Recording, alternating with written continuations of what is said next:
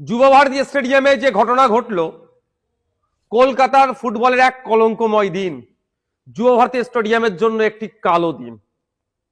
আমরা জানি গত রাত থেকেই রাত জেগে কলকাতা শুধু শহর নয়, রাজ্যের বিভিন্ন প্রান্ত থেকে মানুষ এসে উপস্থিত হয়েছেন যে সকালে মেসিকে দেখবেন।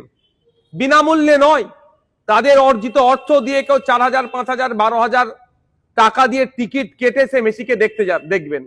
কিন্তু আমরা দেখলাম কি, দর্শকের আসনে যখন টিকিট কেটে সাধারণ মানুষ উপস্থিত হলেন, মেসি যখন মাঠে পৌঁছালো, দেখতে পাচ্ছি আমরা তাকে ঘিরে রেখেছে কারা? এই শাসক দলের নেতারা এবং তাদের আমচা চামচাগুলো। ফলে যে আশা নিয়ে রাত জেগে অপেক্ষা করছেন, যে আশা নিয়ে টিকিট কেটে মেসিকে দেখতে চাইছেন, সে আশা তারা ঠিক হলো না। ফলে বিশৃঙ্খলা হলো। বিশৃঙ্খলা হয়ে কি দেখলাম? যুব ভারতী স্টেডিয়ামের নাম জাতীয় স্তরে আজ ক্ষুণ্ণ হলো, আন্তর্জাতিক স্তরে আমাদের মাথা হ্যাট হলো, বাঙালিদের মাথা হ্যাট হলো।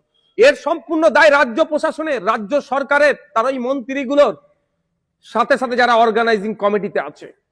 এর দায় এড়িয়ে যেতে পারে না যে এই সময় যখন সারা পশ্চিম বাংলায় ক্রীড়াপ্রেমীরা যখন প্রশ্ন করতে শুরু করেছেন, সাধারণ মানুষ প্রশ্ন করতে শুরু করে দিয়েছে, মমতা ব্যানার্জি তখন দেখলাম একটা পোস্ট করলেন। পোস্টে তিনি উল্লেখ করছেন যে ওই মেসির কাছে, তার স্পোর্টস লাভার্স এন্ড তার ফ্যান্সদের কাছে তিনি এই ঘটনা ঘটার জন্য তিনি দুঃখ প্রকাশ করছেন। কেন একজন মুখ্যমন্ত্রী দুঃখ প্রকাশ করবেন?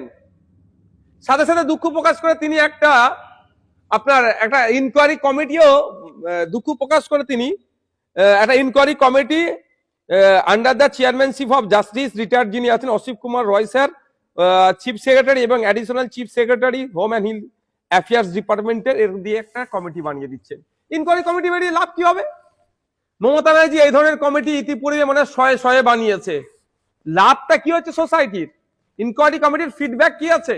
মমতা ব্যানার্জি এর মধ্যে কোনো ডিউরেশন পিরিয়ড উল্লেখ করে দেয়নি যে 15 দিনের মধ্যে ইনকোয়ারি কমিটি ইনকোয়ারি করবেন, করে এই যেগুলো যা আসবে ব্যবস্থা গ্রহণ করা হবে। শুধুমাত্র যে ক্ষোভ হয়েছে, ক্ষোভকে প্রশমিত করার জন্য তিনি একটা আইওয়াস করলো। আমরা ভুলে যাচ্ছি না, আনিসকে যখন খুন করেছিল তখন সারা রাজ্য উত্তর, তখন ইনকোয়ারি কমিটি, অনেক ইনকোয়ারি কমিটির গল্প শুনিয়েছে মমতা ব্যানার্জি। এটা দিয়ে হয় না, শাক দিয়ে মাছ ঢাকা যায় না।